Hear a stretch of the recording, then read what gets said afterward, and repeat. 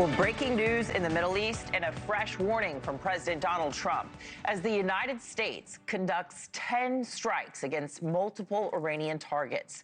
The Pentagon releasing this tactical video showing the destruction.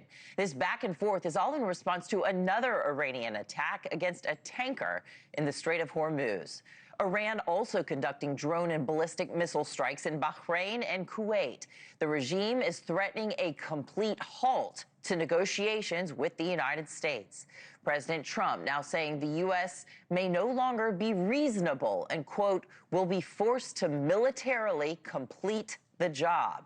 All of this putting long-term peace talks in jeopardy. Well, TheHill.com's Zach Schonfeld is joining us now live from our nation's capital. Good morning to you, Zach. What details are you learning about these escalations? Good morning, Anna. Another day and more fire being traded between Iran and the U.S. This latest wave coming from the U.S. in response to the last wave of Iranian strikes around the crucial Strait of Hormuz region. U.S. Central Command says that it struck 10 Iranian military targets in this operation. Central Command in the statement saying that Iran was, quote, given a chance to honor the ceasefire agreement, but elected not to.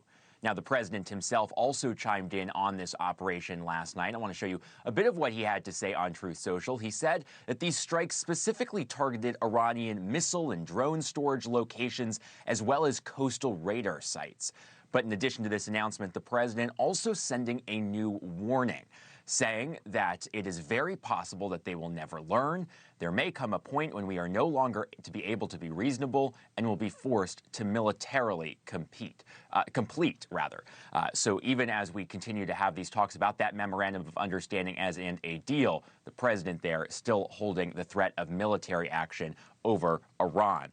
Now, meanwhile, it does seem that the situation is not letting up. We are now monitoring, we are learning about new strikes from Iran in two U.S. allies in the region, Kuwait and Bahrain. I want to show you about some of the reaction that we're hearing this morning from Kuwait's foreign ministry, calling this, quote, heinous Iranian aggressions, saying that the country reserves its full right to take all necessary measures, calling it brazen aggressions at a time when regional and international efforts aimed at de-escalation are underway, saying that this is undermining all of that. So a lot of questions, Anna, this morning about what comes next here and what this all means for those peace talks.